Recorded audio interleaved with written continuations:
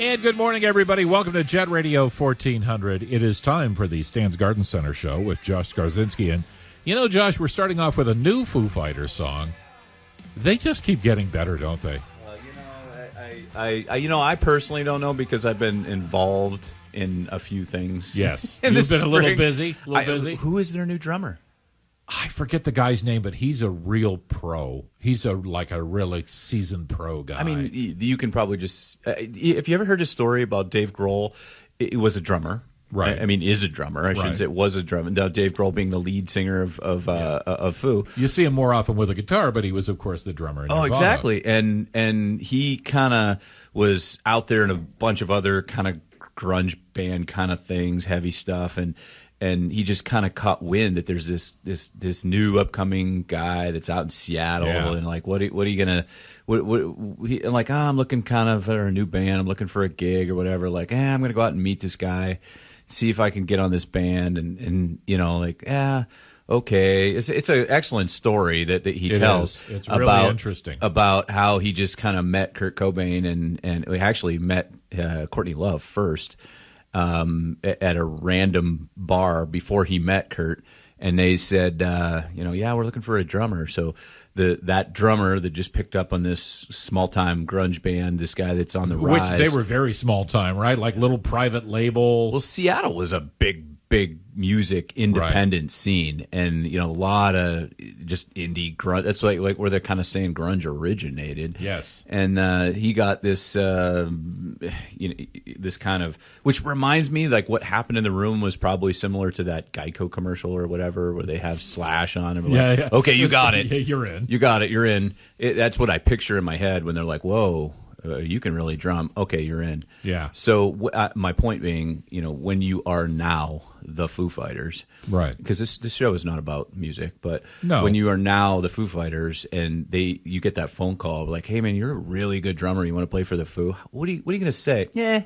I think I'll wait for something better. Well, exactly. Here's the band. Here's the band with incredible legacy that everybody loves. Yeah. Has really just keeping the rock and roll torch lit. You know, it's like, yeah, I think you might want to play for them. Good friend of mine. He's the best man at my wedding. Is a phenomenal local band drummer, and he's not the typical drummer. I think I've talked about him in the past.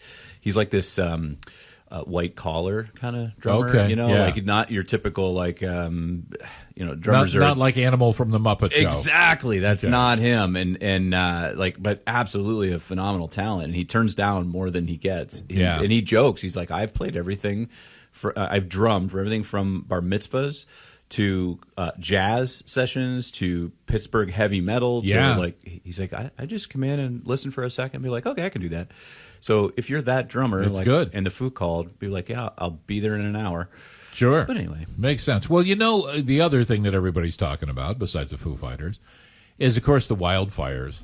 Now, listening to the radio, I've heard everything. You know, they're blaming everything from fossil fuels to poor forest management, everything else. Democrats, Republicans, independents, everybody else, the prime minister, for the forest fires. But the fact of the matter is it has been really dry in our region, all the way up into Canada. It really has. No doubt, yeah. I actually watched the early news this morning, and they said that we are really close to getting on the top 5 of longest stretches in history without any measurable rain. Yeah. Even though the one day it was spitting a little, it wasn't at the airport what they call measurable. Right. So, and obviously it did nothing for us. It was just like, ooh, something fell from the sky. I don't remember what that is, but we are something unfamiliar. I think it's 2 days. I think if we get 2 days, then we're like at number 4. Right. And and they do talk a lot about climate change. I'm not political in the sense that I'm going to, say yay or nay or, debunk it or whatever. But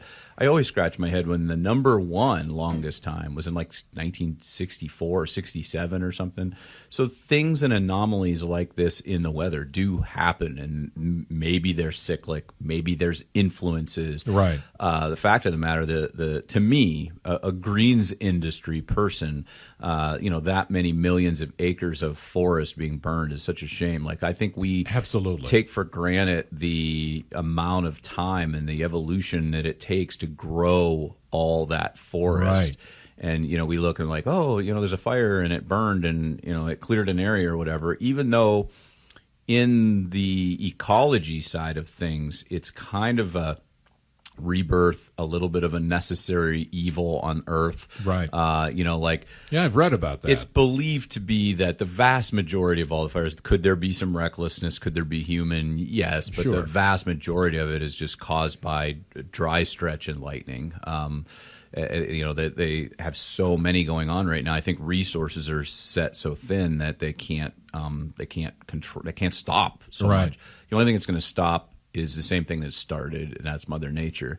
But it is a shame, someone who really enjoys the outdoors and the forest land and stuff, like the area that I spend outdoors in is a wide open miles and miles space in Chapman Dam area. I can't imagine if that all burned down like that. There's a lot of history, a lot of time. Well, and I'm thinking too, I mean, you work with a lot of greenhouse products, which is obviously not so affected, but I mean, farmers growing crops, it's got to be incredibly difficult. We have 2 very large wells that are in shale-based tanks that we've set in just to pull groundwater for things like perennial and stuff, and they've been empty. Is that right? I turned it on yesterday to see what we got. We didn't make it to the end of the day. That's all the water. I mean, they're like 4,000-gallon tanks, and it didn't make it to the end of the day. So even 40, 50 feet down, there is very little water. Yeah. And the good news is that couldn't be replenished pretty quickly. Mother Nature puts a lot of water out in a hurry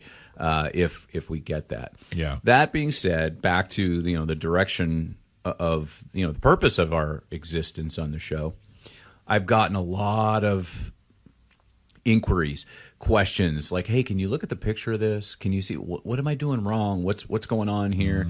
And new installs. There's a lot of stuff, and when I say stuff, I mean things like clematis, hydrangeas, azaleas, rose bushes, things like that had a tough time with our style of winter, meaning fairly wet but open ground, not a lot of snow insulation. Right. Then we finished it off with a really long, cool, wet spring. Yes. That put a real hurting on certain plant material. So, I think in our instant gratification kind of mentality, and I say this meaning us as in society, myself included, we want everything to just plug and play really quick. We're used to the smartphone style of everything. Absolutely. It's hard to just fathom that something like, butterfly bush took a real hurting.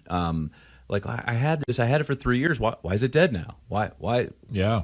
And that's just a fact of the way Mother Nature dealt the hand for winter. It was tough. Now we go through a wounded response to winter right into a drought. That plants adapt according to a slower curve. They don't generally take well, no matter what it is, whether you have a broccoli that was grown at 70 and then you say, well, broccoli should take 40. Well, it doesn't adapt well. The cells don't adjust to 70 to 40 over a quick period of time.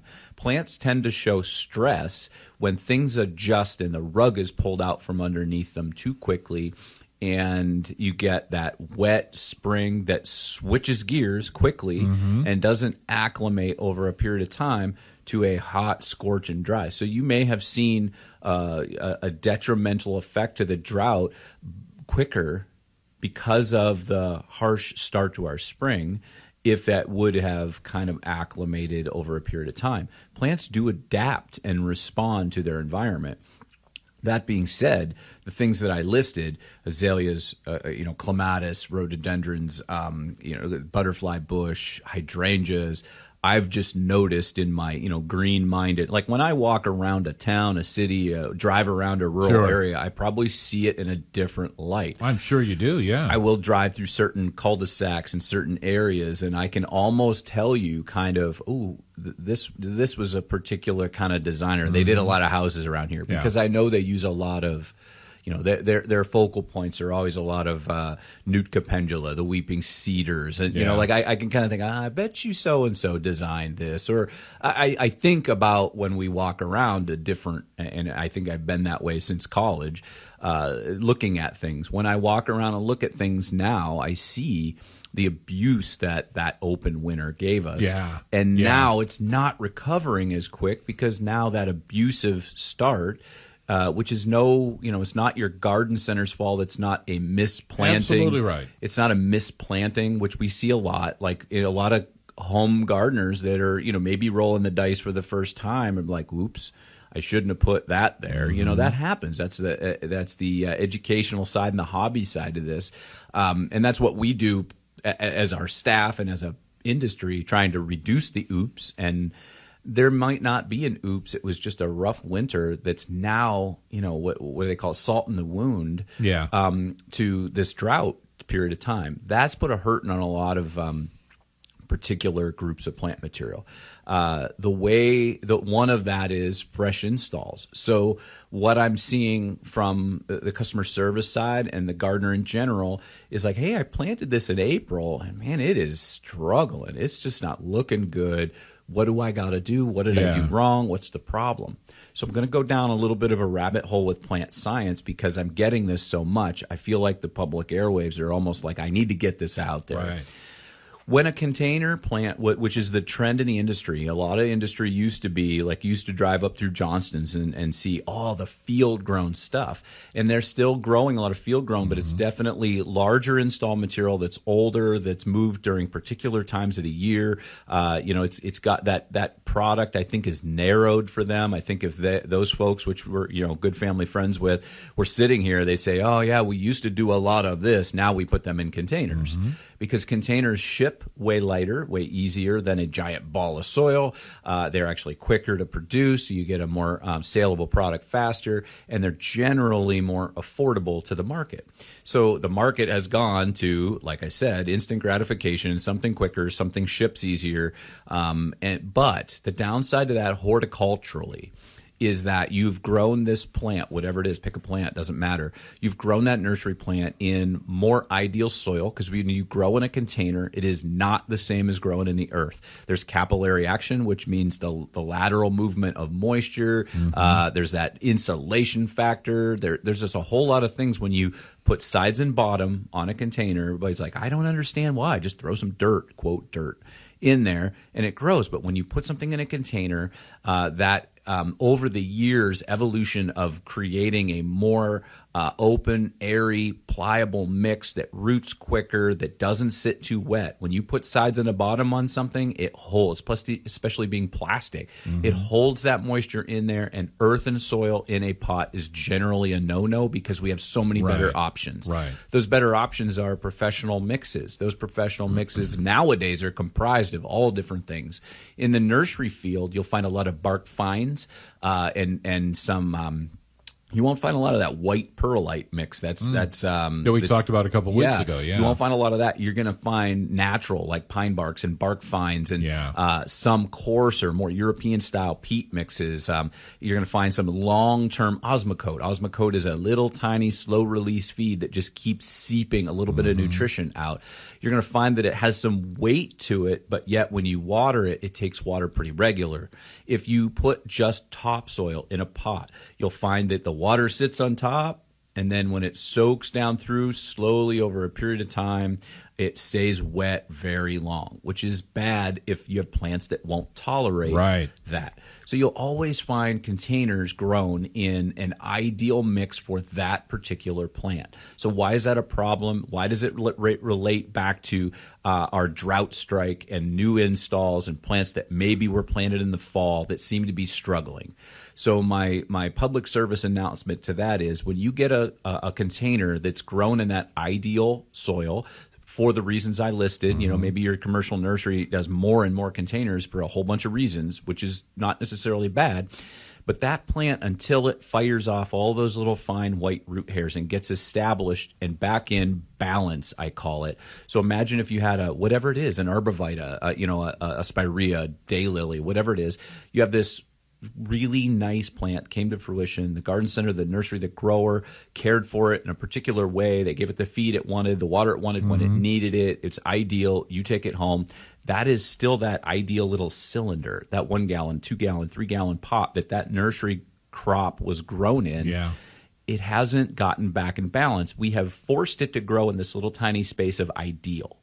Okay, so it may be any plant that when it's planted hasn't gotten back in balance, and now you planted it in the spring, and you think, well, it's in the ground, it's good to go, it's ready. So the plant does all of the heavy lifting with nutrition and water with all those new little fine root hairs. Mm-hmm. That's why when someone says, hey, I found this pin oak growing wild, I'm going to hack it out and move it to my yard. It generally doesn't work because all of those roots that have spread out that are doing all the nutritional and water lifting for the plant are out at the very outside edge. Those structural roots that are close to the stem, close to the surface, that hold the weight of the plant, so to speak, that's just the foundation, but that's not the peak of the roof. Right. That's outside doing all that. Those haven't recovered from being grown in that cylinder yet. They haven't gotten out into that even nutrition. So when you walk around the landscape, I thought about this when I was walking through the cut here between the buildings to come to see you today. There's all these plants that look perfectly fine despite the drought. Why is that? They have established themselves down in wider. That plant now is in balance, so it can support despite the poor weather conditions because it's pulling a little tiny bit of moisture from a very large area. Right. So imagine you poke this pretty good sized top plant in the ground with this ideal soil in that ideal soil tends to drain quicker. It hasn't fired off all those balancing roots out into the wider conditions so that it can pull the nutrition and moisture from that broad area that it traditionally needs to. So a couple things when you plant something, I call it tickle. Sometimes I close my pruners so I have just a blunt point, and I'll just run up and down a little bit around the cylinder of that plant to kind of open up that circular growing. It has no option. It has a pot there. It's growing in a little bit of a circle. I kind of want to disrupt that lightly, not destroy that cylinder, but just tickle that outside root hair. And then when you plant that nursery plant, make sure you amend that soil to have some nice, dark, heavy organic, meaning black, rich compost, so that you're not cookie cutter carving literally just a little cylinder down into poor soil, but take the width. So if you have a 1 gallon pot that's 10 inches high, only dig your hole 10 inches deep, but dig it 3 feet wide and amend it with that black, rich material. We sell a product called Bumper Crop that is ideal for this. It is earthworm castings, it's compost, it's all kinds of millings from the seafood industry and like all kinds of really rich things that give that soil the ability to hold that residual moisture, hold that nutrition, yet release it to the plant. And it's nice for that plant to stretch its legs. If there is a really ideal soil and then a really poor soil, where do you think that plant's going to stay? In that ideal soil. It's not going to get back in balance. So give it the fighting chance. Put that $10 plant in a $100 hole. Invest in digging wide, not deep, and make sure that there's lots of that dark, rich organic matter. Back to the water. I think most people do dig deep. I think that's a common issue. They think, how deep do I really got to dig this? You don't want to be that deep. Most of the plant material now, I can fire off a few examples that are exceptions to that. Your poppies and things like that. They have a taproot. They push down in. Things like borage and stuff is an oddly deep rooter. But that's not the norm. The vast majority of all the plants will do perfectly fine with a shallower hole, wider. Most plants do, like if you can picture the underside of a tree, those outside fine root hairs that are doing all that heavy lifting, and that's why our trees are still doing generally okay once they're established specimens, because that fine white root hairs are outside the actual width of the tree itself, 1/3. So if you have a 10-foot wide plant, it's a 13-foot wide root system. That's why these plants can sustain themselves. Your job as an installer is to make sure that recovery process from container to landscape install gets back in balance as fast as possible. And how that's done is proper planting with the organic matter. And then now I'm going to go to the water side. When you have this ideal cylinder, you've tickled the roots, you've maybe incorporated a handful of bone meal, you've used the expensive compost, you've mixed it all in, you've mulched it properly. But then I got some pictures just yesterday of we did everything right. Why does this look like this? And I said, To me, in the picture, it looks like you just used a car wash sprayer and you sprayed the mulch down to make it look wet. Am I right? Now I know this person. It's not just an unknown customer to me. It's a person that I'm friends with, and they said, "Yeah, that's what my wife does every morning." I said, "That's the polar opposite of what I coach, because you're getting the mulch wet. It looks wet on top. It looks like you're watering it. Nice and dark. It's making you feel good, and you're going out there with the hose and tending to the plant. But that's not actually doing what that plant wants to recover those fine little white root hairs. It's not encouraging that. I use the analogy, if you give a teen or anybody, teen, adult, I'm not picking on a teenager, but if you give a person a chunk of money every day, chances are they're not going to go look for a job. They get this chunk of money every day. And that's what that little teaser of water does. You want to encourage. You put all that money into and time and effort into digging a wide hole and incorporating all that good stuff. You also want to leave that moisture down in and out wide for it to go look for. You want it to encourage that root system before winter time to keep moving, keep looking, striving for that moisture. So when you do that, when you decide it's time, like, ooh, this plant is showing a little stress, especially one that uses a lot of water or is in full sun and it's getting cooked dry, you want to put down a lot of water as infrequently as possible to reduce stress, because what that's going to encourage is that plant's going to go searching. It's going to go digging down into that moisture, looking for it, so that it then becomes exactly like the plants that I talked about, walking through the buildings. They're completely healthy, completely fine, because they have gotten in balance. So when you decide during drought times like this, especially plants under stress, new installs, maybe even an install within the last year, take them, you're investing $100 in the soil, and for a $10 plant, invest that water into making a good, deep, assertive, thorough soaking as infrequently as needed to not show stress. That's going to coach that plant to go looking for that water you left. That little bit of mist that you go out and do every evening at the surface and get the mulch wet is actually contradicting what you want. You're leaving that little bit of surface moisture, a little bit of close to the stem. You want to actually saturate that, make sure that it has residual moisture down under to go looking for. So deep, slow, thorough saturation. And infrequent, too. And it may be, you might not see any stress from this plant for 8, 9, 10 days. We've only had a 21-day drought strike. So you may get away with that deep, thorough soaking. You go out in the morning, you're like, ooh, I'm starting to see a little wilt. Then it's time to come back at it with another deep, thorough soaking. Yeah. So that actually goes right back to the container-grown plants as well. It seems like the industry has trended very much to wanting a thorough instruction on a calendar. So how often do I water this? Every other day? Well, that depends. Is it on a breezy corner? Do we have smoke? Do we have smoke? Do we have good question. A cloudy day that it misted? Or do we have breezy and 98 degrees? Yeah. It's always going to be thorough, deep, assertive watering as infrequently as the plant demands. Right. It's never going to be to the calendar. So even in your containers, feel the weight of them. Oh, it's not wilting. It's got some weight. It'll make it till tomorrow morning. Then you're going to water tomorrow morning. Don't come at it with a religious, I'm doing it every Monday, Wednesday, Friday. I'm going to water every morning, because some plants won't tolerate that even. They don't like the wet feet. Calibrachoa, those million bells. Everybody wants to make sure they don't dry out because they show a lot of stress when they do.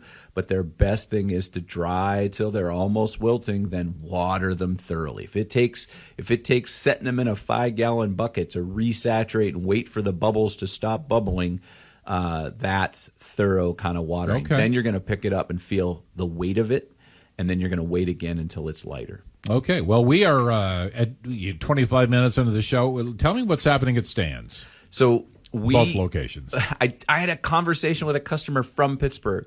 Came up. His mom lives in Erie.